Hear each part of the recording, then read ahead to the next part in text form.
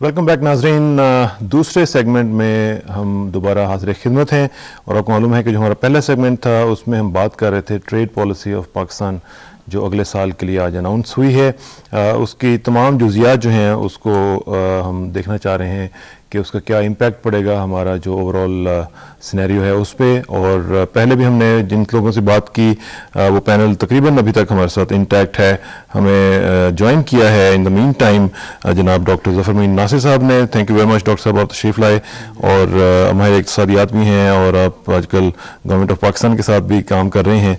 Thank you very much. और लाहौर में हमें ज्वाइन किया है मोहम्मद अली मियां साहब ने जो कि सदर हैं chamber of commerce and industry Lahore के, और उनसे भी हम बात करेंगे।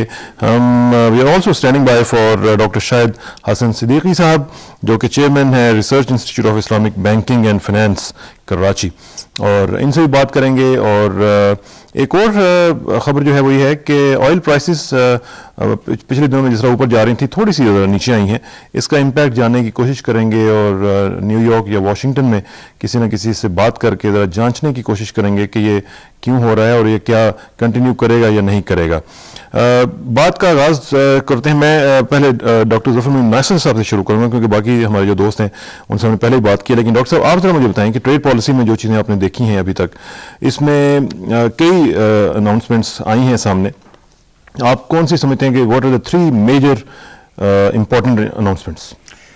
सबसे पहले तो किसाना साहब मेरा ख्याल है इम्पोर्टेंट चीज़ ये है कि हमारा जो एक्सपोर्ट सेक्टर है उसकी जो ग्रोथ है मेरा ख्याल है कि वो सबसे अच्छी रही। और आपने देखा कि 2 बिलियन डॉलर्स हमने इस साल ज़्यादा कमाया, हालांकि जो हार्डशिप्स थी वो काफ़ी आपके सामने थी। अब जो करंट सिनेरियो है उसमें जो टारगेट रखा गया है मैं समझता हूँ कि वो पिछले ट्रेंड को देखते हुए ये महसूस हो रहा है कि ये अचीवेबल है। उसके अंदर जिन सेक्टर्स को रखा गया है स्पेशली वो वाले सेक्टर्स जिसमें हॉर्टिकल्चर सेक्टर, हम पहले भी कहते थे कि हॉर्टिकल्चर सेक्टर एक ऐसा है जिसके अंदर वैल्यू एडिशन जो है उसका बहुत ज़्यादा स्कोप मौजूद है, उसके ऊपर फोकस किया गया है।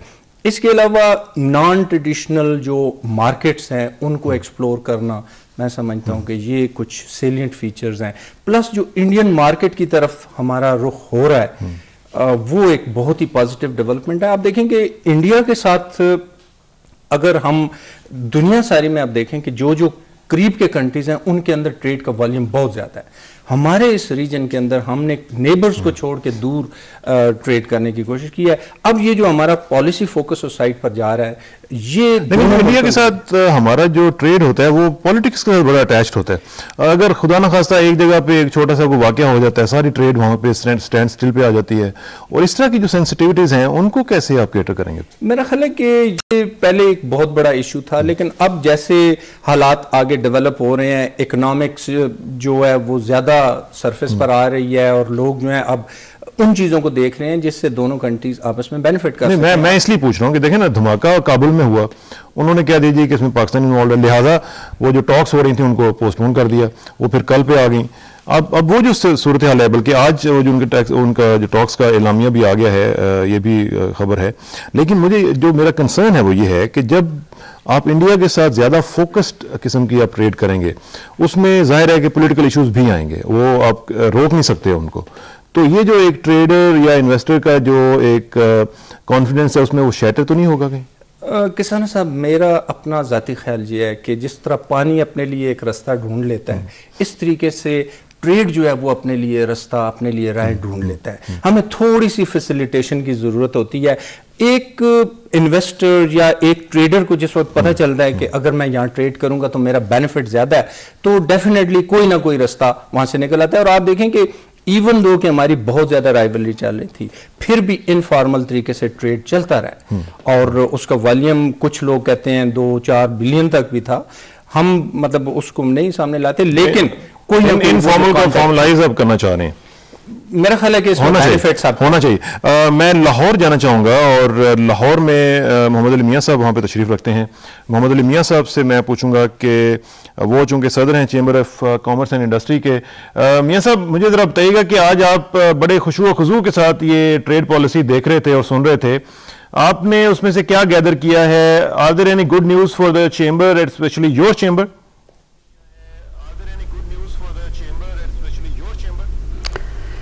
जी शुक्रिया किसाना साहब। मैं समझता हूँ आज की जो ये ट्रेड पॉलिसी अनाउंस की गई उसमें मेन तो मैं समझता हूँ कि इसमें मिक्स चीज़ें हैं, मिक्स रिएक्शन है। इसमें तो कोई शक नहीं कि गवर्नमेंट ने कोशिश की है कि जो उसके रिसोर्सेज अवेलेबल हैं, जो उसके किटी में है, जो कुछ वो बिज़नेस कम्युनिटी के साथ मिल के एक्सपोर्ट को बढ़ा सकती है, उसकी एक झलक नज़र आ रही है कि गवर्नमेंट की ये नीयत है कि किसी न किसी तरह जो इकॉनमी हमारी मुश्किलात में है उसको उसके निकाला जाए।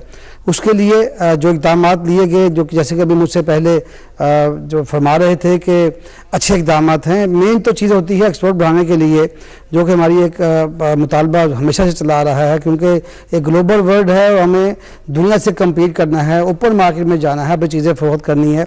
वहाँ कोई सिंपैथी नहीं है, वहाँ कोई इंटरेस्ट नहीं है, वहाँ कोई रिश्तेदारी नहीं है, वहाँ कोई मज़हब नहीं है जहाँ जाकर चीज़ें हमने बेचनी है। वहाँ से एक चीज़ है हमारी क्वालिटी और हमारी प्राइस। तो जब तक हमारी जो प्राइस है, इनपुट कॉस्ट है हमारी चीज़ों की जो कि हम एक्सपोर्ट कर रहे हैं, वो बाकी दुनिया के मुकाबले में सेम नहीं होगी, कम तो बहुत दूर की बात सेम नहीं होगी, हम कम्पीट नहीं कर सकेंगे। और इस सिलसिले में जो सबसे मेजर स्टेप इस पॉलिसी में अनाउंस किया गया है वो है कि रॉ मटेरियल की जो जॉब लॉट्स और स्टॉक लॉट्स हैं उनको इंपोर्ट करने की इजाज़त दे दी गई है। ये एक बहुत ही बड़ा स्टेप है जिससे कि हमारे रॉ मटेरियल जो कि दुनिया में हर जगह जॉब लॉट्स मिलती हैं, और पाकिस्तान में ये बैन थी पिछले कई सालों में, बाकी तमाम ममालिक में, इंडिया, चाइना, थाईलैंड, मलेशिया, वहाँ पर ये रॉ मटेरियल यूज़ होते हैं, जो किसी ना किसी वजह से जो बड़ी कंपनी हैं वो उसको बी ग्रेड में ले आती हैं, या वो आउटडेट हो जाती हैं, या उनका जो पीरियड होता है वो कम रह जाता है। तो मैं समझता हूँ ये एक ऐसा स्टेप है जिससे कि हमारी जो इंडस्ट्री है जो कि एक्सपोर्ट कर रही है, जो लोकल डोमेस्टिक इंडस्ट्री है, उसको भी इससे बड़ा ही फ़ायदा होगा। दूसरा जो हमारे 13 जो सेक्टर हैं एसएमईज़ के, जिनमें कारपेट, फर्नीचर, टेंटेस, कैनवस वगैरह शामिल हैं, उनके जो ड्यूटी ड्रॉबैक में 1% का इजाफा किया गया है। ये एक चाहे ये इजाफा इतना ज़्यादा नहीं है, लेकिन इनकरेजिंग है, गवर्नमेंट को जो चाहती है कम से कम एक इनकरेजमेंट दिलाए हमारे मैन्युफैक्चरर को। इसके अलावा जो जैसे कभी बात की गई हॉर्टिकल्चर, बहुत बड़ा पोटेंशियल है पाकिस्तान में। इतनी फर्टाइल लैंड दी है हमें 4 मौसम दिए हैं हर किस्म के, जहाँ पे हॉर्टिकल्चर जो है वो बन सकता है, एक्सपोर्ट हो सकता है। तो मैं समझता हूँ ये ऐसे चांदे के दामाद हैं, ख़ास तौर पे जो क्लस्टर्स डेवलपमेंट हैं, जहाँ पे एक इंडस्ट्री का क्लस्टर लगना है और वहाँ पे फैसिलिटी देने की बहुत ज़रूरत है। और वो वज़ीर कामत साहब ने ये अंदिया दिया है कि वो क्लस्टर डेवलपमेंट, इस तरह जर्मन जूलरी सेक्टर है उनमें भी अक्सर जो शिया हैं उन पर सेल टैक्स की है वो वेव किया गया है। अच्छे इक़दाम गवर्नमेंट ने किए हैं। सो मुझे सबसे एक चीज़ नज़र आई जिसका कि फैसला होना चाहिए था, वो 2 चीज़ें थी। एक तो TDAP जो पहले जो कि हमारी EPB थी, उसकी रिस्ट्रक्चरिंग बड़े ही अरसे से चल रही है और डिफरेंट ऑप्शन आ रही हैं। उसका नाम चेंज किया गया लेकिन स्ट्रक्चर वही रखा गया। नाम चेंज करने के बावजूद भी उसकी जो परफॉर्मेंस थी वो नज़र नहीं आई। और उसमें मैं समझता हूँ कि जो बिजनेस कम्युनिटी है, जो स्टेक होल्डर्स हैं, जो ट्रेड बॉडीज़ हैं, उनकी नुमाइंदगी, मौसर नुमाइंदगी और टारगेट ओरिएंटेड इसको बनाना चाहिए, क्योंकि ये एक ऐसा इदारा है जो कि एक जंप स्टार दे सकता है हमारी डूबती हुई क्राइसिस में इकानमी को। इसके अलावा जो सबसे जो क्रिटिकल मैटर था जो कि हमारी इंपोर्ट्स थी, इंपोर्ट्स एक्सपोर्ट तो टारगेट दिया गया, मैं समझता हूँ जो टारगेट दिया गया है जो बड़ा ही डूएबल है, अचीवेबल है, बशर्ते कि जो चीज़ें हमारी जो इम्पेरिमेंट उनको दूर किया जाए। लेकिन अगर हमने अपने 15% एक्सपोर्ट हासिल कर भी ली और हमारी इंपोर्ट्स 30% या 40% इंक्रीज़ हो गई, तो तमाम जो हमारी मेहनत है हमारे इंटरप्रेन्योर की, हमारी हुकूमत की, हमारी एजेंसीज़ की, वो तमाम जो है वो पानी में बह जाएंगी। इसलिए ज़रूरत थी कि जो हमारा बेतहाशा इंपोर्ट इस तरह तकरीबन 40 बिलियन को हम क्रॉस कर गए और 20 बिलियन का हमारा ट्रेड डेफिसिट आ गया। इससे मैं समझता हूँ कि जो तमाम हमारी कोशिशें थी, हमारा जो फॉरेन एक्सचेंज रिजर्व थे उनमें दबाव आ गया, जो हमारी करेंसी दिन ब दिन डिवैल्यूएशन हो रही है, जो रुपया कमज़ोर होता जा रहा है उस पर प्रेशर आ गया, बैंकों के मार्केट रेट पे फ़र्क पड़ गया। तो मैं समझता हूँ कि ये जो इंपोर्ट का एक तूफ़ान या सैलाब जो हमारी इकॉनमी को खाए जा रहा है, और उसमें ख़ास तौर पे ऐसी चीज़ें हैं जिनको कि हम रोक सकते हैं, जो कि पाकिस्तान में इलेक्ट्रॉनिक्स की अशिया बहुत अच्छी बन रही हैं, सस्ती बन रही हैं, गारमेंट्स हैं, शूज़ हैं, हाउस होल्ड आइटम्स हैं, फिर फूड स्टफ़ हैं। मैं समझता हूँ इन चीज़ों की पाकिस्तान में दरामद की ज़रूरत नहीं है और हमारी इंडस्ट्री को सर्वाइव भी मिलेगा, डोमेस्टिक इंडस्ट्री को जो हमारा ट्रेड डेफिसिट है उसमें भी कमी इसमें आ सकती है। और आपका शुक्रिया मियां साहब। और चलते हैं ज़रा कराची, और कराची बात करते हैं डॉक्टर शाहिद हसन सिद्दीकी साहब से। और उनसे मैं पूछना चाहूँगा कि डॉक्टर साहब, आपने भी ट्रेड पॉलिसी देखी, इसमें आपको जो भी एरियाज ग्रे एरियाज नज़र आ रहे हैं वो कौन कौन से हैं?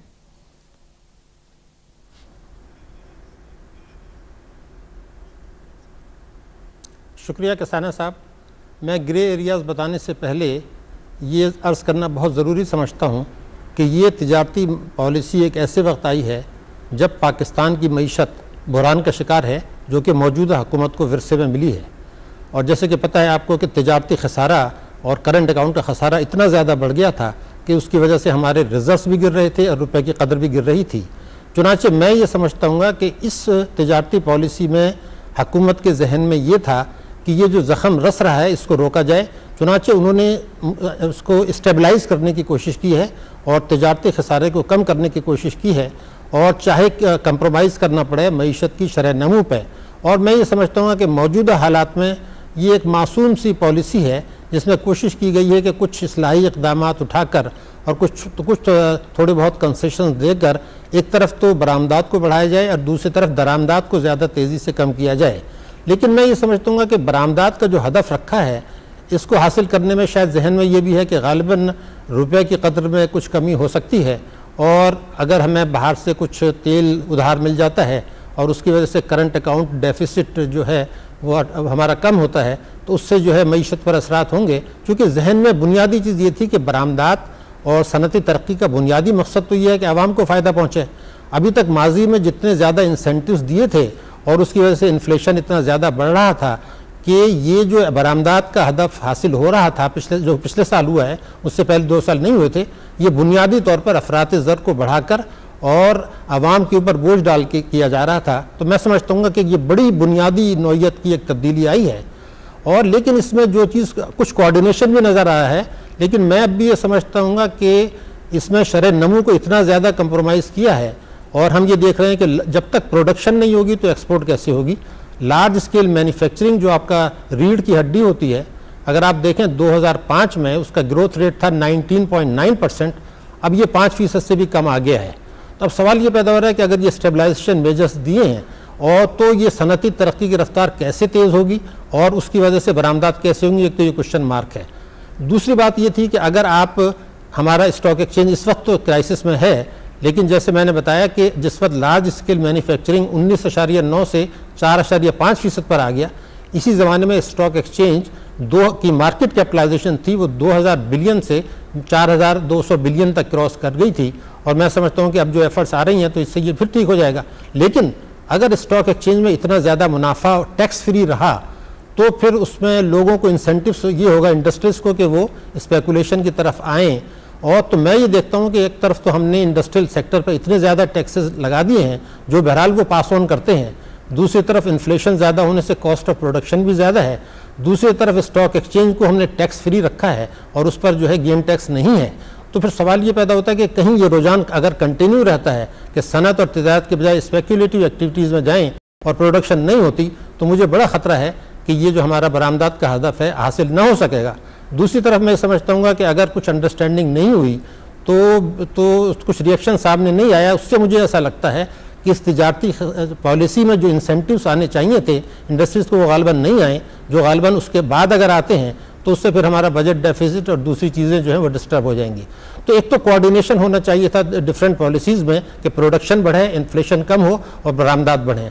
दूसरा ये था कि अब ये सही है कि हमारा नॉन ट्रेडिशनल एक्सपोर्ट बढ़ी है, लेकिन उसमें ये भी हमें देखना होगा कि पिछले साल रुपए की कदर में 20% कमी हुई थी, उसका भी इम्पैक्ट आया। और कुछ ओवर इन्वाइसिंग की भी बात है जो कि स्टेट बैंक की रिपोर्ट में लिखा है कि बड़े पैमाने पर ओवर इन्वाइसिंग भी हो रही थी। तो अब जो भी हालात हैं मुझे ऐसा लगता है कि ठीक करने की तरफ तवज्जो है, लेकिन इन्हीं डिफ़िकल्ट हालात में जब बहुत ज़्यादा एग्रेसिव हम स्टेप्स नहीं ले सकते थे और वो नहीं लिए, तो गालिबन एम्बेसीज़ का रोल बढ़ाने की ज़रूरत थी। और जहाँ पाकिस्तानी ज़्यादा हैं और जहाँ पर के वो आइटम्स हम एक्सपोर्ट कर सकते हैं जो कि उन मुल्कों में ज़रूरत है, तो वहाँ पर पाकिस्तानी कौंसलेट्स को जिम्मेदारी डाली जाए और उनको टारगेट्स दिए जाएँ। एक मैं समझता हूँ इस कदम को उठाने की ज़रूरत थी। और दूसरी बड़ी बात यह है कि दुश्मनी और तिजारत कभी साथ साथ नहीं हुआ करती, और इस वक्त देखिए हम एक बहुत ही मुश्किल सूरत हाल में, पाकिस्तान जो कि एक एटमी ताकत है, उसके बहुत सारे दुश्मन हैं, वो हमारे ऊपर बुरी नज़र रखते हैं और हिंदुस्तान ने तो कोई मौका नहीं जाने देता। अफ़गानिस्तान में हमने देखा कि वो पाकिस्तान के लिए मुश्किलात पैदा कर रहा है। और तो इस हालात में मैं समझता हूँ कि पॉजिटिव लिस्ट को बहुत ज़्यादा बढ़ाना और बरामदात के लिए, उसके दरामदात के लिए इंडिया से बहुत ज़्यादा पॉजिटिव लिस्ट बनाना, मैं समझता हूँ इस पर नज़रसानी होनी चाहिए, क्योंकि हम दोनों अब बिल्कुल दुश्मनी और तिजारत साथ साथ नहीं चला करती। ये बहुत ज़रूरी है कि हम उनसे रेस्ट्रिक्टेड रखें, क्योंकि उनसे किसी खैर की तवक्को इन हालात में तो हमें बिल्कुल नहीं है। दूसरी बात ये थी कि जब तक मुकम्मल कोऑर्डिनेशन फिस्कल पॉलिसीज़ में और दूसरी पॉलिसीज़ में नहीं होगा, तो ये सही है कि इस साल करंट अकाउंट डेफिसिट मुझे कम होता नज़र आ रहा है, लेकिन GDP ग्रोथ रेट के कंप्रोमाइज़ होने से जो ख़तरात हैं, उसकी वजह से अफरात ज़र के अहदाफ हासिल होना या एम्प्लॉयमेंट अपॉर्चुनिटीज़ का क्रिएट होना, ये जो है मैं समझता हूँ कि मुश्किल नज़र आता है। तो मैं समझता हूँ कि जो गवर्नमेंट का ये हदफ था कि जी स्टेबलाइजेशन की तरफ जाना है, चीज़ों को कंट्रोल करना है, इन हालात में ये सही था। लेकिन उसके साथ साथ अगर कहीं एक एग्रेसिव पॉलिसी बनाकर ग्रोथ रेट को बढ़ाकर और एम्प्लॉयमेंट अपॉर्चुनिटीज़ को बेहतर बनाकर कुछ किया जा सकता था, उसकी तरफ तवज्जो नहीं की। अलबत्ता ज़राअत पे जो हमने एम्फेसिस दिया है, मैं इसको बहुत कदर की निगाह से देखता हूँ। हमारी जो तरक्की है वो है ज़राअत और एग्रो बेस्ड इंडस्ट्रीज़ में है, और ये बिल्कुल इसमें सही कहा गया। ज़राअत ही का जो एक मामला है उसमें हमने ज़राअत के ऊपर पहले भी गुफ्तगू की थी, और ज़राअत के ऊपर नाज़रीन आपको मालूम है कि एक ऐसा क्रिटिकल सेक्टर है हमारे लिए और क्रूशल है कि जिसमें हमारी बेसिकली बका जो है वो उसमें मुज़मर है। इस पे मज़ीद बात करेंगे, और मैं चाहूँगा कि हमारी बात कराई जाए साबिक़ वफाकी वज़ीर ख़ज़ाना जनाब सरताज अज़ीज़ साहब से, और मैं चाहूँगा कि उनका भी नुक्ता नज़र जो है वो लिया जाए और उनसे पूछा जाए कि ये जो आज की ट्रेड पॉलिसी है, इसमें उनकी नज़र में क्या क्या चीज़ें पॉजिटिव्स हैं और नेगेटिव्स हैं, ताकि हम देख सकें कि एक सियासी नुक्ता नज़र जो है वो भी इस हवाले से क्या है। हमारे साथ मौजूद हैं इस वक्त जनाब सरताज अज़ीज़ साहब, उनसे पूछूंगा। सरताज साहब अस्सलाम वालेकुम जी। सरताज साहब अस्सलाम वालेकुम। हेलो जी। सरताज साहब अस्सलाम वालेकुम जी। अस्सलाम वालेकुम जी। सरताज साहब, आज की ट्रेड पॉलिसी के हवाले से हम बात कर रहे हैं। मुख्तलिफ बड़े बड़े जोमा हमारे साथ इस वक्त बड़े बड़े इकोनॉमिस्ट तशरीफ फरमा हैं। आप मुझे बताइएगा कि आप इस ट्रेड पॉलिसी में क्या चीज़ देख रहे हैं जो कि होनी चाहिए थी और नहीं हुई है, और जो हुई है और वो उसमें कितने पॉजिटिव्स हैं, ये ज़रा काइंडली मुझे थोड़ा सा ब्रीफली बताइएगा। देखिए नहीं जी, यहाँ तक कुछ इकदाम दिए हैं, जिस तरह क्लस्टर्स है एक्सपोर्ट के लिए, कुछ डिप्रिसिएशन अलाउंस दिया है इन्वेस्टमेंट पर, तो इन्वेस्टमेंट के पॉइंट ऑफ व्यू से तो अच्छे फैसले किए गए हैं। लेकिन जो ओवरऑल ट्रेड पॉलिसी के हवाले से जो मेरा ख्याल है टारगेट्स हैं, वो मुझे काफी नहीं लगते। दे आर नॉट एम्बिशियस, और maybe I call it they are not adequate, क्योंकि इस साल जो हमारा ट्रेड डेफिसिट था वो 20 अरब से ज्यादा था और एक्सपोर्ट 19, तो इसका मतलब है कि deficit is more than total export.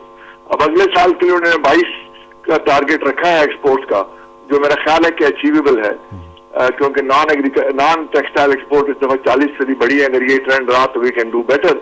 लेकिन इम्पोर्ट्स में 40 अरब जो रखा है इस साल हुआ है, अगले साल उसमें 4-5 का इजाफा तो सिर्फ पेट्रोल से होगा, क्योंकि जो हमारी पेट्रोल की इम्पोर्ट्स है इस दफा 11.3, 11.4, ये इसमें शुरू में $70-80, $70 फिर 80 फिर 90, अब जाके 135 हुआ है, और ये 130-135 चलता रहा पूरे साल, तो the petroleum imports alone can reach 15 billion, which means कि the increase in petroleum export alone will be more than the increase in our projected exports. तो डेफिसिट तो बढ़ गया। लेकिन जिस तरह आज भी थोड़ा सा हमने सुना है कि ऑयल प्राइसेस थोड़ी सी नीचे आई हैं, अगर ये ट्रेंड कंटिन्यू करता है और इंटरनेशनल पॉलिटिकल सिचुएशन कम आ गई फिर तो गुजारा हो जाएगा, लेकिन 120-130 में रही तो even then it's a problem, and what we need is कि 20 is not sustainable. So I was expecting some measures to reduce imports. ठीक है, इन अदर वर्ड के जो हमारे नॉन एसेंशियल इंपोर्ट्स हैं उसमें मार्जिन रिक्वायरमेंट शायद बढ़ा दें, कुछ मॉनेटरी पॉलिसी टाइटन कर दें, but we need some more drastic steps to reduce imports, otherwise this is not sustainable. और ये जो इंडिया के बारे में जो इकदामात का ऐलान किया गया है, आप समझते हैं कि वो पॉजिटिव स्टेप्स हैं? इन द लॉन्ग रन तो हो सकते हैं अगर इंडिया उसको क्विड प्रो को करे और इश्यूज पे बात करे, क्योंकि हमारे यहाँ जनरली तो बात यही है कि वो चाहते हैं कि हम नॉर्मलाइजेशन की तरफ जाएं विदाउट डीलिंग विद इश्यूज। अगर कश्मीर में वक्त लगता है तो नॉन कश्मीर इश्यूज तो कम से कम वो सॉल्व करें, बदलियार और सियाचिन और सिरक्रीक वगैरह। लेकिन मेरा ख्याल है कि जनरली ट्रेड प्रमोशन में जो भी इकदाम अगर इस तरह किए गए जहाँ हमें फायदा है, हमारी चीजें वहां जा सकती हैं, उधर की यहाँ आ सकती हैं। लेकिन हमें जो इस वक्त चैलेंज है वो है कि इम्पोर्ट की कैसे कम किया जाए ताकि हमारा ट्रेड डेफिसिट कम हो, क्योंकि ये 20 बिलियन अगर रहा और non trade balance of payment जिसे कहते हैं वो तो इतनी ज्यादा नहीं हो रही, तो इसका मतलब है कि हमारे जो ट्रेड डेफिसिट में ड्रास्टिक रिडक्शन नहीं हो सकती। और मेरा ख्याल है कि इस साल एग्रीकल्चर मुझे उम्मीद है कि बहुत अच्छी होगी, क्योंकि कोशिश हो रही है बम्पर क्रॉप्स की, तो उससे हमारी राइस में मसलन जितनी अच्छी कीमतें हैं we can go to 7 million tonne, तो उससे हमारी एक्सपोर्ट्स में वी कैन गो बियॉन्ड 22। यही मेरी उम्मीद है। अल्लाह करे कि ऐसा हो सके। सरताज साहब आपका बहुत शुक्रिया जी, थैंक यू वेरी मच, बहुत शुक्रिया। सरताज अजीज साहब वफाकी वज़ीर ख़ज़ाना हमारे साथ साबिक मौजूद थे और वो भी अपना नुक्ता नज़र बता रहे थे। यहाँ पे एक ब्रेक का वक्त आन पहुँचा है, ब्रेक के बाद वापस आएंगे तो इसी ट्रेड पॉलिसी और पाकिस्तान की इकॉनमी के हवाले से दीगर मौज़ूआत और दीगर जुज़ियात के ऊपर बात कर रहे होंगे। Please sit tight, will be right back.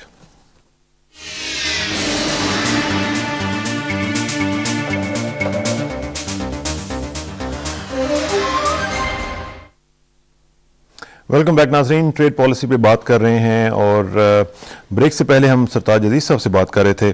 अब वापस जो हमारे पैनलिस्ट हैं उनके साथ ज़रा गुफ्तगू का सिलसिला आगे बढ़ाते हैं। मलिक साहब ये बताएं कि जो ट्रेड डेफिसिट हम देख रहे हैं, अब ये एक कंसर्न है जो हुकूमत के लिए खासा बड़ा कंसर्न है और हर एक पाकिस्तानी के लिए भी है। आप किस तरह समझते हैं कि इसको कैसे कम से कम किया जा सकता है ताकि ये जो एक इतना बड़ा हमारे ऊपर मसला बना हुआ है इसको ज़रा एड्रेस किया जा सके? देखें जी, इसके बेसिकली दो तरीके हैं। एक तो ये है कि आप अपनी एक्सपोर्ट्स बढ़ाएं। एक्सपोर्ट्स बढ़ाने के लिए आपकी इंडस्ट्री फुल गियर में होनी चाहिए। आपके जो नॉन ट्रेडिशनल आइटम्स हैं उस पर कॉन्सेंट्रेट करें। अभी आपने 22 का टारगेट रखा है 22.12 का नेक्स्ट फिजिकल ईयर के लिए। जैसे कहा शाहिद साहब ने या सरताज साहब ने, ये डूएबल टारगेट है। नहीं, डूएबल है लेकिन प्रोडक्शन नहीं होगी तो कैसे होगा? एग्जैक्टली उसके लिए आपको आपकी इंडस्ट्रीज को आपको एनर्जी जो है उसके अनइंटरप्टेड सप्लाई, लोड शेडिंग से मुस्तस्ना करें। आपकी ट्रांसपोर्टेशन कॉस्ट जो है उसमें गवर्नमेंट को फैसिलिटेट करना चाहिए। सेकंड चीज़ जो है आपकी इंपोर्ट्स, आपकी जो एसेंशियल्स हैं लाइक ऑयल, वो उस पे तो आपका कंट्रोल नहीं है। You have to go along with the international market. उसके अलावा जो रह जाते हैं वो जो कंज्यूमर आइटम्स हैं या food, imported food for example, देखें इंपोर्टेड मिल्क है। You are one of the I think 4th largest producer of milk in the world, 5th। आपको उसके इंपोर्ट द मिल्क जी। तो आप समझते हैं कि इन चीजों के ऊपर अगर तवज्जो दी जाए कि उनको कम से कम किया जाए, कम से कम किया जाए या टोटली आप उनको रिस्ट्रिक्ट करें। ये तो प्रिविलेज क्लास अफोर्ड करती है। और वो भी हम नारे मारते हैं, वो भी ज्यादातर डेनमार्क वगैरह से आता है, उसको बंदी वैसे ही कर देते हैं ताकि वो इशू ही खत्म हो। अच्छा सुलैख साहब, ये जरा बताइएगा कम्पेटिटिवनेस जो है इसमें ये किस कदर इम्पोर्टेंट है? अब देखें ना, हमारी जो एक्सपोर्ट्स का मसला है, हम अक्सर ये देखते हैं जी कि वैल्यू एडिशन नहीं हो रहा, हम लोग इंटरनेशनल लेवल पे कम्पीट नहीं कर पा रहे हैं। कम्पेटिटिवनेस कितनी इम्पोर्टेंट है? देखिए, जब आप ये ट्रेड डेफिसिट को कम करने की जब हम बात कर रहे हैं तो डेफिनेटली इस वक्त हमारा जो टोटल शेयर है इंटरनेशनल ट्रेड में दैट इज 0.19% ग्लोबल जो, और आज की ट्रेड पॉलिसी में जो बताया गया है कि जो 200 आपकी जो मेजर कमोडिटीज हैं जो कि आप एक्सपोर्ट करते हैं, that make up your 81% of your export. World जो आपकी है टोटल एक्सपोर्ट, उसका वो मुश्किल से 19% कमोडिटीज़ को कवर करती हैं। बाकी 81% कमोडिटीज़ को तो आप टच ही नहीं कर पा रहे हैं। कंपेटिटिव होने के लिए हमारे यहाँ शायद जो शुरू से रहा है कि जी reducing the cost of production is competitiveness, वो नहीं। मेरा ख्याल आज कंपेटिटिवनेस का मतलब है इन्वेस्टिंग मोर, मार्केट इंटेलिजेंस में आप इन्वेस्ट करें। आप ये देखें कि अपॉर्चुनिटीज़ किधर हैं, मार्केट डाइवर्सिफिकेशन कहाँ पे हो रही है, ट्रेड के नए तरीके कहाँ पे हैं, ई कॉमर्स आपको कहाँ पे फ़ायदा दे सकती है। प्रोक्योरमेंट हब्स जो है वो कहाँ कहाँ पे लोकेटेड है। अगर आप फ्रांस में एक्सपोर्ट करना चाह रहे हैं तो ज़रूरी नहीं कि आप फ्रांस के लिए शिप जो है वो भर के भेज रहे हो। कारफोर के साथ अगर जो कि उनका एक मेजर है मल्टीनेशनल उनकी चेन है, जो आप उनके प्रोक्योरमेंट हब जो कि दुबई में है, अगर उसके साथ अटैच हो जाते हैं तो डेफिनेटली वही आपको इतना बड़ा ऑर्डर दे सकते हैं कि आप सिर्फ आपको क्वालिटी और क्वांटिटी को मीट करना होगा। अब इसके लिए जो मॉडल है हमारे पास, Latin America is the best example. अब लैटिन अमेरिका में नाफ्टा के अंडर क्या हो रहा है, मैक्सिकन गवर्नमेंट और ब्राज़ीलियन गवर्नमेंट वो सिर्फ ये करती हैं कि वो गारंटर बनती हैं। आपके जो वॉलमार्ट्स और बड़े बड़े दूसरे सुपर स्टोर हैं, हाइपर मार्केट्स हैं, वो वहाँ पे प्रोड्यूसर्स को डायरेक्ट ऑर्डर देते हैं, उनको अपनी डिमांड बताते हैं, क्वालिटी बताते हैं, government acts as a guarantor और आपको पेमेंट कर दी जाती है 30% या जितने भी है at the signing off contract, बाकी शिपमेंट के हिसाब से। डायरेक्टली वो लोग मैन्युफैक्चरर्स से और प्रोड्यूसर्स से, आपके एग्रीकल्चर से बाय कर रहे हैं, क्योंकि उनको अब जब उनके पास वो यूनिफाइड हार्मोनाइजेशन करना अपने स्टोर्स पे, एक ब्रांड जो वो रख रहे होंगे अपने न्यूयॉर्क के स्टोर में, वही चीज़ उनको न्यू जर्सी में भी चाहिए, वही टोरंटो में भी चाहिए, वही लंदन में भी चाहिए, वही इंडिया में भी चाहिए, तो डेफिनेटली वो आपके इतने बड़े बल्क में बन जाते हैं परचेजर। तो क्या ये चीज़ जो है ये हम मेरा ख्याल है कि अभी हम इससे बहुत पीछे पाकिस्तान में नहीं हो सकती। मैं जफर मोइन नासिर साहब से पूछूंगा, आप डायरेक्टर पॉलिसीज हैं पाकिस्तान गवर्नमेंट को, आप बड़ा गाइड शेड कर रहे हैं, जरा मुझे ये बताएं कि ये जो हम नहीं इस तरह कर सकते यहाँ पे पाकिस्तान में? सर बिल्कुल कर सकते हैं, लेकिन बात यह है कि जैसे आपने कंपिटिटिवनेस का पूछा, अब कंपिटिटिवनेस आपके पास होगी तो तब इंटरनेशनली compete कर सकेंगे। अब देखें कि हमारे यहाँ कोशिश ये रही है कि जो इनएफिशिएंट इंडस्ट्रीज हैं उनको प्रोटेक्ट करें। अब अगर आप उनको प्रोटेक्ट करते रहेंगे तो आप किस तरीके से कंपिटिटिवनेस अपने मुल्क में प्रोड्यूस कर सकेंगे। टेक्सटाइल सेक्टर जो है आपका बहुत बड़ा सेक्टर है, लेकिन आपका रिलायंस ही टेक्सटाइल सेक्टर पर है। आपके पास छोटे छोटे क्लस्टर्स बने हैं और बड़े एफिशिएंट क्लस्टर्स बने हैं। अगर आप पूरे पाकिस्तान के मुख्तलिफ जगहों पर देखें, आप देखें कि कटलरी है आपकी वजीरिस्तान की जो है, ये वजीराबाद की, इसी तरह हाँ वहाँ भी आपको में जाएगा। इसी तरह आप टेक्सटाइल फैसलाबाद में चले जाएं, वहाँ आपके जो क्लस्टर्स हैं वहाँ कितनी कम्पिटिटिवनेस आपने पैदा की है। इसी तरीके से बैंजल्स और इस तरीके की ये जो पूरी इंडस्ट्री है हैदराबाद में चले जाएं, आप इन जगहों पर, ये छोटी छोटी जगह हैं, लेकिन अगर यहाँ से आप टारगेट रख के इनको थोड़ी सी फैसिलिटेट करें तो आप कंपेटिटिवनेस प्रोड्यूस कर सकते हैं। बेस्ट आपको प्रोडक्ट एट लोएस्ट प्राइस और बेस्ट क्वालिटी प्रोडक्ट्स मिल सकते हैं जो इंटरनेशनली आप एक्सपोर्ट कर सकते हैं। मैं अब जरा चलूंगा लाहौर और मोहम्मद अली मियां साहब से जरा पूछना चाहूंगा कि मियां साहब, आपके कुछ मसाइल चल रहे थे हुकूमत के साथ पिछले दिनों में, आप बड़ी हड़ताल शड़ताल कर रहे थे, अभी क्या स्टेटस है? कुछ आपको कोई एश्योरेंसेस दी गई हैं हुकूमत की तरफ से, या आपके मामला अभी तक उसी तरह चल रहे हैं? इस ट्रेड पॉलिसी के बाद आप क्या समझते हैं कि आपके जो दीगर इश्यूज थे वो हल हुए हैं? मुझे आपकी मुस्कुराहट से लग रहा है कि आप कुछ थोड़ा सा पॉजिटिव माइंड रख रहे हैं और ऑप्टिमिस्टिक हैं इस वक्त। आप जी, बिजनेसमैन की मजबूरी है कि उसको हंसना ही पड़ता है, चाहे हड़ताल पे गया हो। असल में बात यह है जी कि हमें बड़ी खुशी है कि हड़ताल की किसी को खुशी नहीं होती, और ये आखिरी स्टेप होता है अपनी एक नाराज़गी दिखाने का, और इस पर हम शुक्रगुजार हैं प्राइम मिनिस्टर साहब के। उन्होंने हमें लाहौर में भी टाइम दिया, फिर गवर्नर हाउस में मीटिंग हमारी हुई 3 दिन पहले, और कल फिर जो जनाब नवीद कमर साहब से जो मेन चैम्बर्स थे लाहौर का, लाहौर, सियालकोट, गुजरावाला, सियालकोट और लीडिंग चैम्बर जिन्होंने हड़ताल, मेन प्रैक्टिकली 5 लोग हड़ताल पर रहे, फैसलाबाद चैम्बर, सरहद चैम्बर, कराची चैम्बर। कल हमारी तकरीबन 4.5 घंटे इस्लामाबाद में मीटिंग हुई, और उस मीटिंग में हमें खुशी है कि इस हद तक पेशरफ्त हुई कि अब जो हमारी बातचीत है वो पॉजिटिव साइड पे जा रही है। हमने महसूस किया है कि जो गवर्नमेंट की जो एक एटीट्यूड हमें लैक ऑफ कम्युनिकेशन नज़र आ रहा था, कम कम वो टूटा है। और हमने अपनी तमाम जो प्रपोजल थी इस लिहाज से कि हुकूमत को रेवेन्यू कलेक्शन में भी जो है ज़्यादा दिक्कत ना हो, लेकिन जो हमारी कॉस्ट ऑफ डूइंग बिजनेस है, जो हमारी एफिशिएंसीज हैं, जो हमारी डेली रूटीन के जो इंडस्ट्री की प्रमोशन के लिए जो रिक्वायरमेंट है वो भी पूरी होती रहे। उसमें सबसे बेहतर जो ज़्यादा अहम चीज़ तो थी, जो मुतालबा था, वो सुई गैस के निरख थे। उसके बाद जो 10% बिजली के बिलों पे विथहोल्डिंग टैक्स था वो था, और R&D फॉर टेक्सटाइल थी। और हमें खुशी है कि जो 1 घंटे की तवील जो डिस्कशन हमारी जनाब नवीद कमर साहब से हुई वो सिर्फ सुई गैस के निरीक्षण पे हुई, और तमाम जो हमारे तहफ़्फ़ुज़ात थे, जो तरीके प्रपोजल थी हमारी, किस तरीके से सुई गैस की जो देख 31% भरें, कितना कंट्रोल करना है, हमने उनको प्रपोजल दी। और हमें खुशी है कि उन्होंने कहा कि ये जो आपने हमें तफासील दी हैं ये शायद हमारे मिनिस्ट्री के पास पहले नहीं थी।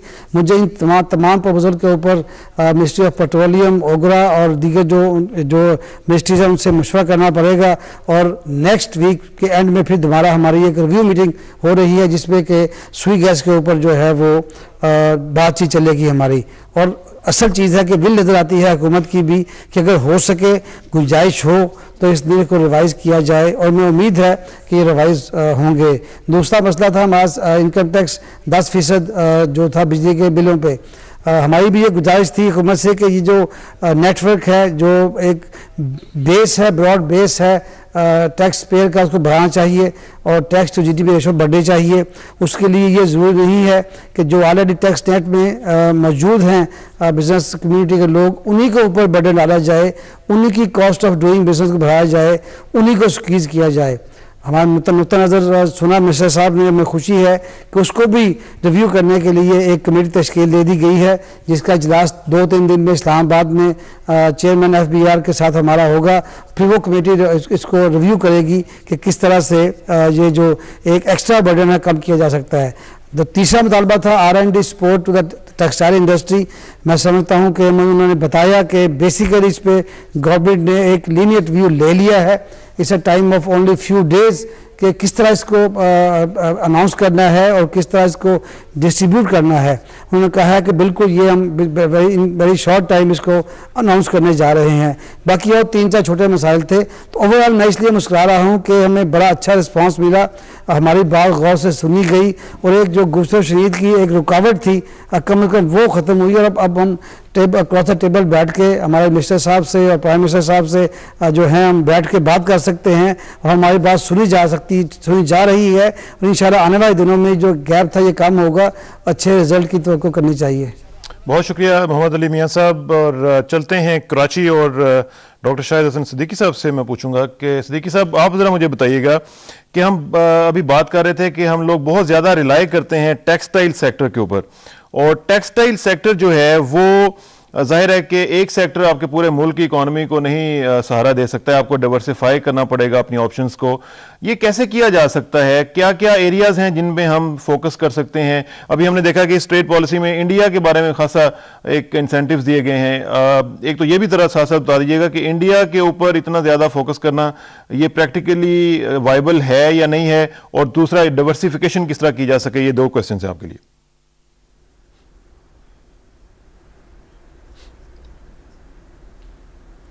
इसरार साहब, आपने एक बहुत ही अहम सवाल पूछा है। मैं ये समझता हूँ कि हमें अगर तरक्की करनी है तो अब टेक्सटाइल सेक्टर से इन्हिसार जो है डाइवर्सिफाई करना होगा, और जो सेक्टर जिसमें तरक्की कर सकते हैं वो है इंजीनियरिंग सेक्टर। और जो हुकूमत पाकिस्तान ने विजन 2030 बनाया था, उसके ऑथर भी आपके साथ बैठे हैं, तो उसमें भी इसी चीज़ की तरफ एम्फेसाइज़ किया गया था। मगर सवाल ये पैदा होता है कि पहले तो मसला आ जाता है कि हमारे पास रिसोर्सेज। अभी मैं बात सुन रहा था मोहम्मद अली मियाँ साहब की, वो बिल्कुल सही बात कर रहे हैं। मैं तो सिर्फ एक दरख्वास्त करता हूँ कि पहले आप ये बताइए कि 1250 अरब रुपए का हमने हदफ रखा है 30 जून 2009 को टैक्सेस का। उसमें से जो आपने कर्ज़ों की अदायगी के लिए रकम देनी है, सूद के लिए देनी है, दिफा के लिए देनी है, तनख्वाहों के लिए देनी है, और जो तरक्याती अखराजात का सिर्फ जो तरक्याती बजट है उसका ही सिर्फ एक हिस्सा पूरा होता है। तो अब सवाल ये पैदा होता है कि टैक्स GDP रेशो बढ़ाने की बात तो हम 1980 से कर रहे हैं, और मैं आपको बता दूं कि टैक्स GDP रेशो हमारी गिरी है, कम नहीं हुई। तो सवाल ये पैदा होता है कि अगर आप टैक्स GDP रेशो हम नहीं बढ़ाते, और अभी जो फेडरल बोर्ड ऑफ रेवेन्यू ने ये कहा है कि जो सबसे बड़ा सेक्टर है पाकिस्तान का टेक्सटाइल सेक्टर, उसने टैक्स ही नहीं दिया। दूसरा उन्होंने ये कहा है कि शुगर जो बहुत बड़ा सेक्टर है, आपका सीमेंट जो बहुत बड़ा सेक्टर है, उन्होंने बहुत ही नेग्लिजिबल टैक्स दिया है। दूसरा उन्होंने कहा कि जो पाकिस्तान के बड़े बड़े कॉरपोरेट इदारे हैं 700 से ज़्यादा, वो अपनी टैक्सेबल इनकम जो है वो 1 लाख रुपया सालाना बता रहे हैं, जो कि एक शायद ड्राइवर की तनख्वाह होती है। तो पहले तो हम सब लोग बहुत वतन हैं, हम सबका एक ही मकसद है कि मुल्क तरक्की करे, आवाम को उसका बेनिफिट पहुँचे।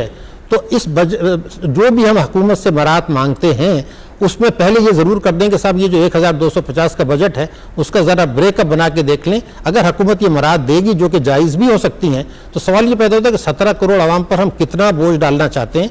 GST तो हमने 15% से 16% कर दिया, ये बुनियादी बात है। अब जब आप डाइवर्सिफाई करेंगे और आप जाएंगे इंजीनियरिंग सेक्टर की तरफ, जहाँ के सही मानों में पाकिस्तान तरक्की की तरफ जा सकता है, तो उसके लिए हमें इन्वेस्टमेंट चाहिए, समंदर पार पाकिस्तानियों का और बैरूनी इन्वेस्टमेंट और मुल्की सरमायाकारों का।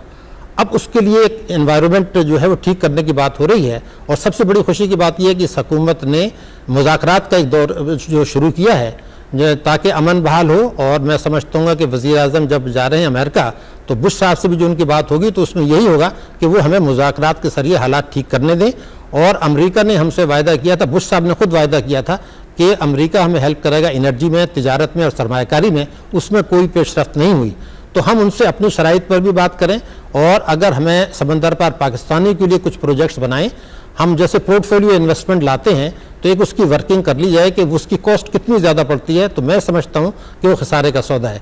तो अगर हम समंदर पार पाकिस्तानियों को, जिनके पास कोई 65 अरब डॉलर से ज़्यादा के लिक्विड एसेट्स हैं, और उन्होंने पाकिस्तान को 30 अरब डॉलर 9/11 के बाद अपने यहाँ भेजा है, जो हमारे एक बहुत ही कीमती असासा हैं, तो हम उनके साथ कुछ जॉइंट वेंचर्स बनाएं, पब्लिक प्राइवेट पार्टनरशिप में बनाएं, उनको फॉरेन करेंसी अकाउंट पर बेटर टर्म्स ऑफर करें, कई बिलियन डॉलर आ जाएंगे। ये उससे बहुत बेहतर है जो हम पोर्टफोलियो इन्वेस्टमेंट में बाहर से लाते हैं, जिसकी बहुत ही हाई कॉस्ट है और वो जो है हमारे लिए खसारे का सौदा है। तो अगर हम समंदर पार पाकिस्तानियों का कोऑपरेशन हासिल करते हैं, हमारे पाकिस्तानी जो यहाँ के इन्वेस्टर्स हैं, इंडस्ट्रियलिस्ट हैं, वो पैट्रियोट हैं, एंटरप्राइजिंग हैं, वो भी अपना सरमाया बाहर ले जाने के बजाय यहीं इन्वेस्ट करते हैं, तो फिर आप इंजीनियरिंग सेक्टर की तरफ जा सकते हैं, टेक्नोलॉजी की तरफ जा सकते हैं। उसमें चीन और दूसरे ममालिक हमारी हेल्प कर सकते हैं। तो एक तो ये चीज़ हो गई। दूसरी ये कि नॉन ट्रेडिशनल आइटम्स में जो इस साल इजाफा हुआ है, ये टेम्पो मैं समझता हूँ कि कंटिन्यू करना चाहिए। और इंजीनियरिंग सेक्टर और हमारा अपना एजुकेशन, टेक्निकल नॉलेज को इंडस्ट्री के साथ लिंक करना, और ये हमारे लिए एक तरक्की का रास्ता होगा।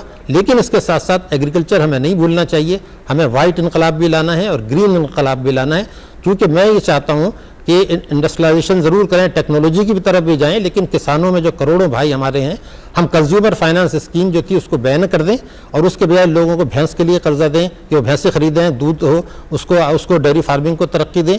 और सबसे ज़्यादा चीज़ अहम है, जो हमारे बेज़मीन हारी हैं उनको हम कर्जे दें, खाद के लिए, बीज के लिए टेक्नोलॉजी दें, नॉलेज दें, ताकि वो भी जो है प्रोडक्शन करें। और साहब थैंक यू वेरी मच। और आपसे मैं अभी बात करूंगा दोबारा, और आपने बड़ी इंपॉर्टेंट बातें की हैं, खासतौर पे जो बैरून मुल्क हमारे जो पाकिस्तानीज हैं उनके हवाले से जो बात हो रही है बड़ी ही इंपॉर्टेंट है।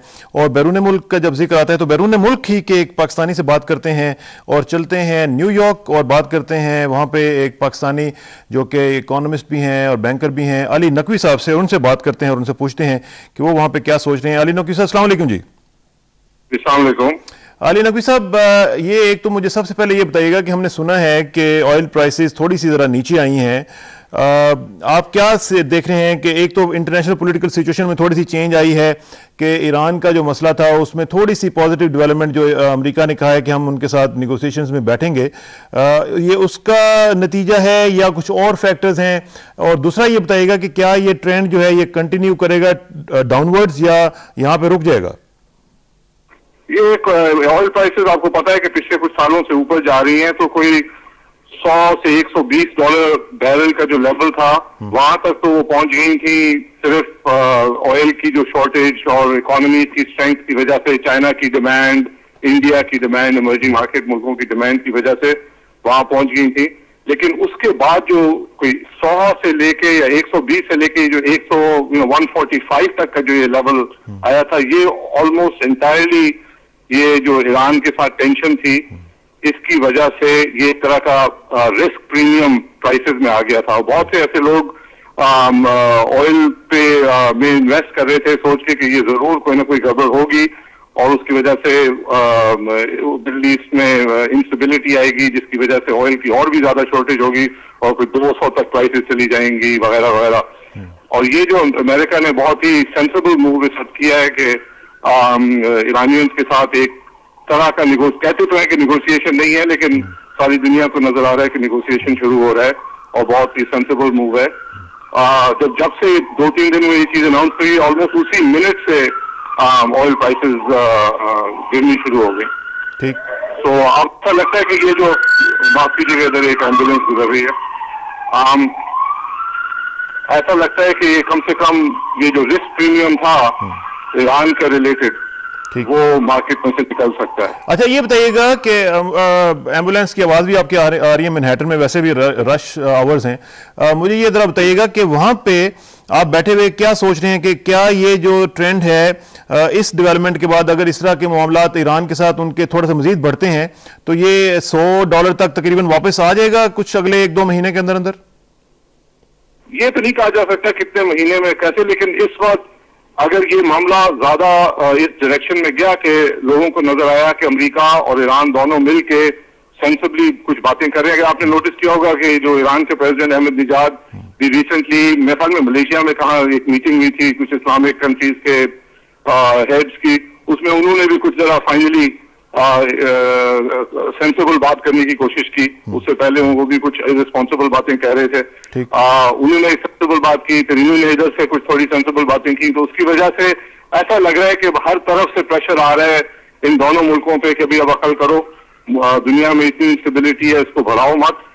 तो लग ऐसे रहा है कि अभी इस डायरेक्शन में जा रहे हैं। अच्छा, नबी साहब चलता रहा डायरेक्शन, ठीक, ये प्राइसेस प्रॉब्ली नीचे आएंगे। अच्छा, दूसरा ये मुझे बताइएगा कि नकवी साहब, आज हमारी ट्रेड पॉलिसी का अनाउंसमेंट हुआ है, पाकिस्तानी गवर्नमेंट ने अपनी ट्रेड पॉलिसी अनाउंस की है।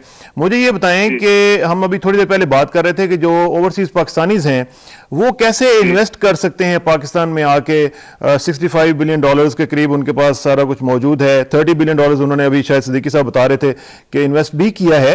तो क्या हुकूमत क्या स्टेप्स उठाए कि आप जैसे लोग जो वहां पे बैठे हुए हैं, बाकी बहुत सारे जो मुल्कों में रहते हैं, वो पाकिस्तान में इन्वेस्ट करें ताकि पाकिस्तान के जो इकोनॉमिक कंडीशंस हैं वो बेहतर हो सके? पाकिस्तान के जो ओवरसीज पाकिस्तानी हैं वो तो ऑलमोस्ट नेचुरली पाकिस्तान में इन्वेस्टेड हैं, किसी ना किसी तरह से कोई ना कोई कनेक्शन उनका रहता है, पैसे आते रहते हैं। ओवरसीज पाकिस्तानी का जो पाकिस्तान की तरफ इनफ्लो है, it's one of the largest यानी कि डॉलर और फॉरेन करेंसी सोर्सेज पाकिस्तान के लिए। तो एक तरह से पाकिस्तान के जो ओवरसीज पाकिस्तानी हैं, जो लेबर है दुबई वगैरह में, चाहे वो डॉक्टर हो अमेरिका में, चाहे वो कोई इंजीनियर हो जर्मनी में, सब मिलके ऑलमोस्ट पाकिस्तान का सबसे एक तरह से बड़ा एक्सपोर्ट एसेट है, जो पाकिस्तान को अपनी अर्निंग का पोर्शन भेजते हैं इन्वेस्ट करने के लिए या अपने फैमिलीज को सपोर्ट करने के लिए, जो भी। तो वो प्रोसेस तो चलता ही रहेगा, लेकिन जो इम्पोर्टेंट चीज है मुल्क के फ्यूचर के लिए, इट्स नॉट जस्ट कि जो ओवरसीज पाकिस्तानी हैं वो सपोर्ट करें, उनकी तो सपोर्ट ऑलमोस्ट एक तरह की कैप्टिव सपोर्ट है। जो खास सपोर्ट है वो चाहिए इंटरनेशनल इन्वेस्टर कम्युनिटी की, और वो जब आएगी और वो जब बढ़ेगी जब लीगल प्रोसेस में और मुल्क की स्टेबिलिटी में ज्यादा कॉन्फिडेंस आएगी। बिल्कुल ठीक कह रहे हैं आप। रिसेंट तो लोगों को थोड़ी घबराहट हुई है और उसकी वजह से आप देख रहे हैं कि थोड़ी बहुत मार्केट में वीकनेस आई है। बिल्कुल सही कह रहे हैं आप नकवी साहब, आपका बहुत शुक्रिया और इंशाल्लाह आपसे रब्ता रहेगा। Thank you very much, have a good one, bye bye. अस्सलाम वालेकुम जी। नकवी साहब हमारे साथ मौजूद थे, अली नकवी, ये पाकिस्तानी बैंकर हैं बेस्ड इन न्यूयॉर्क, और बात कर रहे थे ओवरऑल सिनेरियो के हवाले से। मलिक साहब, चूंकि टाइम कम है और हम सबसे भी ज़रा बात, ताकि सबको जो है वो उसमें शामिल किया जा सके और उनका नुक्ता नज़र लिया जा सके, एक बात जो है वो हम देख रहे हैं कि सब्सिडीज़ जो हैं वो कम से कम की जा रही हैं, और हम ये देख रहे हैं कि इंटरनेशनल इंस्टीट्यूशंस के शायद दबाव में आके हम ये कर रहे हैं। लेकिन ये भी एक फैक्ट है कि अमेरिका और EU जो हैं वो $385 बिलियन की जो सब्सिडी है वो सिर्फ एग्रीकल्चर पे दे रहे हैं। तो हम पे ये क्यों इल्ज़ाम है कि हम सब्सिडीज दे रहे हैं, जो कि भूखे लोग हमारे हैं, मर रहे हैं भूख से, उनको हम सब्सिडीज ना दें, क्यों ना दें? देखें जी, मैं आपसे टोटली एग्री करता हूँ कि क्यों ना दें, देनी चाहिए। अभी आप देखें कि जब आप खुद जाके वहाँ रिसेंटली जब आपके बजट से पहले आपके कॉमर्स मिनिस्टर साहब ने विजिट किया IMF, वर्ल्ड बैंक, तो उनसे इन्होंने अपना बजट डेफिसिट कवर करने के लिए कुछ लोन्स वगैरह मांगे, तो they put the conditions there कि जी आप इनको करें, and we agree to it. आपने बिल्कुल ठीक कहा, एग्रीकल्चर सब्सिडी जिसकी वजह से WTO के जो हांगकांग राउंड था वो तो इन हालात में मुझे ये बताएं ना, इन हालात में हमारे ये जो एक्सपोर्ट टारगेट्स हैं, हमारे जो डोमेस्टिक टारगेट्स हैं, एग्रीकल्चर के जो हम बना रहे हैं टारगेट्स, वो फिर कैसे पूरे हो सकेंगे कि एक आम आदमी जो है उसकी तो डीएपी लेना जो है उसके जो किसान है उसके लिए मसला बना हुआ है, वो क्या करेगा? ये तो जी मेरा ख्याल है आपके कॉमर्स मिनिस्ट्री या फाइनेंस मिनिस्ट्री इसका उसका वो जवाब देंगे। मैं एक थोड़ी सी बात करना चाहता हूँ यहाँ पे। जैसे अभी न्यूयॉर्क से आप बात कर रहे थे, ओवरसीज पाकिस्तानी, देखें फॉरेन डायरेक्ट इन्वेस्टमेंट की उन्होंने बात जरूर की। इंडिया में देखें जो मैक्सिमम एफडीआई आई है वो एनआरआई से, बिल्कुल नॉन रेजिडेंट इंडियंस की आई बिल्कुल ठीक है। ये हमारा जो आर है 6.4 बिलियन के करीब एवरी ईयर रेमिटेंसेस जो हैं, दे आर नॉट इन्वेस्टमेंट, वो तो फैमिली सपोर्ट प्रोग्राम में, वो उसमें आप कह लें अपनी फैमिलीज को भेज रहे हैं, नॉन डेवलपमेंटल है ना उसमें, उसका कोई non development money which is coming in वो सपोर्ट में जा रहा है उनकी फैमिलीज के, और अगर कुछ इकोनॉमिक साइकिल में वो आ जाता है लेकिन उसका कोई वो फायदा ऐसा फायदा नहीं है।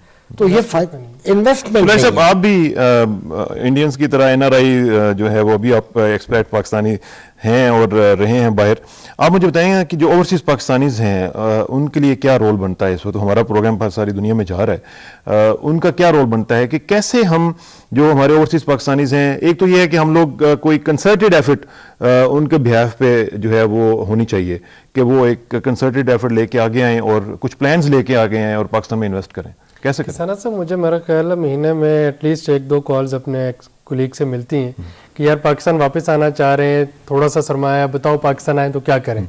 जब तक जो जिस तरह की खबरें आप यहाँ से बाहर जाती हैं, law and order situation, security, political unrest, governance problem, nepotism और जो lack of one window operation, अगर कोई बंदा को मिडिल पर्सन जिसने कि सारी उम्र वहाँ पे गुजारी, कुछ 4 पैसे इकट्ठे करके वापस आना चाह रहा है, आपके पास जब उसको ऑफर करने के लिए कुछ नहीं तो क्या लेके नहीं, लेकिन वो आपको क्यों फोन करते हैं? ये बताइए, वो ट्रेड काउंसिलर जो उस मुल्क में हमारा बैठा हुआ है, आप भी वहाँ बाहर रहते हैं, बताइए कि ट्रेड काउंसिलर उससे क्यों नहीं बात करते हैं? आप ये बताइए कि ट्रेड काउंसिलर कितने अवेलेबल है, आप बाहर रह के आए ना, कितने एक्सेसिबल है।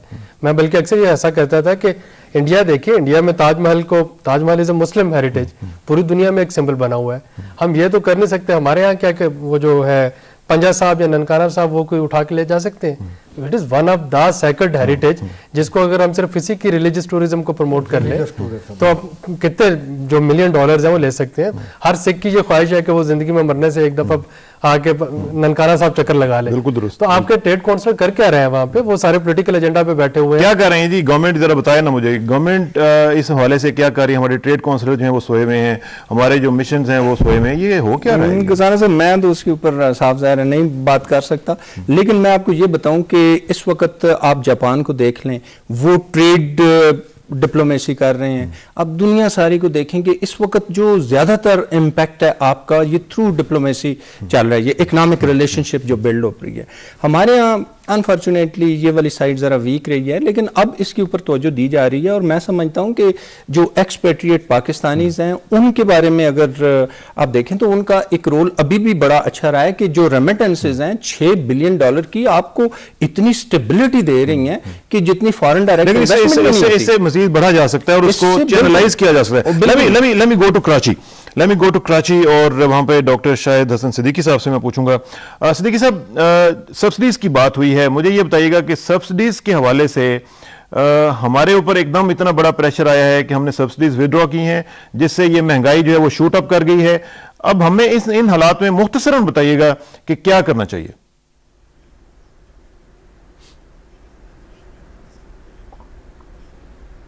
देखिए, ऐसा है कि आलमी मालियाती इदारे तो प्रेशर डालते रहते हैं। हमने जो सब्सिडी विड्रॉ की है उसकी वजह हमारा एक बजट खसारा था जो बढ़ता चला जा रहा था और उसकी वजह से इन्फ्लेशन बढ़ रहा था।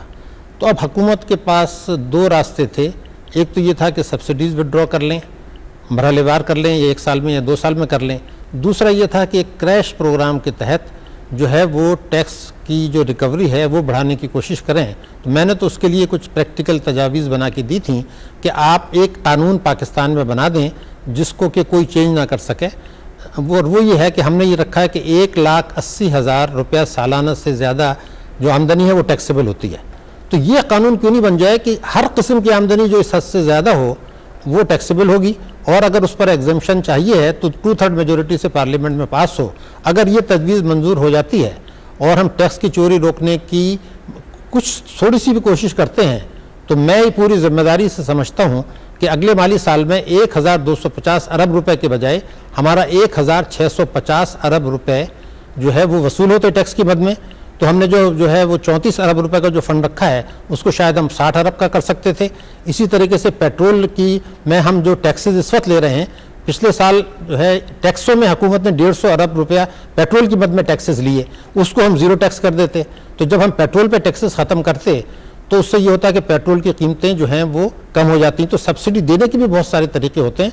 हम पेट्रोल को ज़ीरो टैक्स कर दें और अपनी आमदनी बढ़ाएं एग्रीकल्चर से, प्रॉपर्टी से, स्टॉक एक्सचेंज से, और कॉरपोरेट सेक्टर से जो टैक्सेस नहीं दे रहे।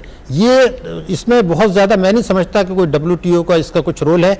इंटरनली हर चीज़ मैनेज हो सकती है, दुनिया मैनेज कर रही है, हम भी कर रहे हैं। अब फैसला ये कर लेना है कि अल्हम्दुलिल्लाह ये पाकिस्तान एक बहुत बड़ी आपका बहुत शुक्रिया। टाइम की किल्लत की वजह से I am sorry to cut you short, और अपने बात जो की है वो बड़ी ज़बरदस्त की है। और टैक्सेस के हवाले से जो एक इशू है ये हमारे लिए एक बहुत बड़ा चैलेंज है। हम लोग नॉर्मली अमेरिका को हर चीज़ में फॉलो करते हैं, सब्सिडीज़ भी उनके कहने पे हम कर लेते हैं, लेकिन अगर नॉर्मली जो मिसालें लेके हम एक मिसाल उनकी IRS के हवाले से ले लें, जो कि वहाँ पर एक इदारा है जो टैक्स चोरी के हवाले से उनका वो करता है, वो टैक्सेस कलेक्ट करता है, और उनकी कुछ मिसालें ले लें कि जो लोग टैक्स चोरी करते हैं उनके साथ वो क्या करता है।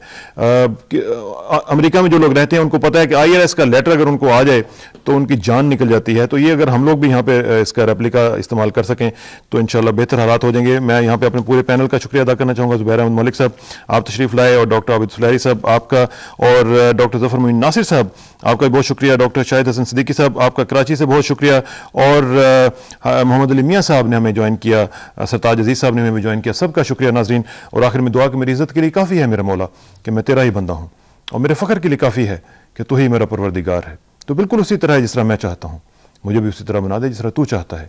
स्पुरदम बतोमाए खेशरा तू दानी हिसाब कमो बेशरा। मुझे इसरा किसानों को मंडे तक के लिए इजाज़त दीजिए। मंडे को इंशाल्लाह मुलाकात होगी। अल्लाह हाफ़िज़।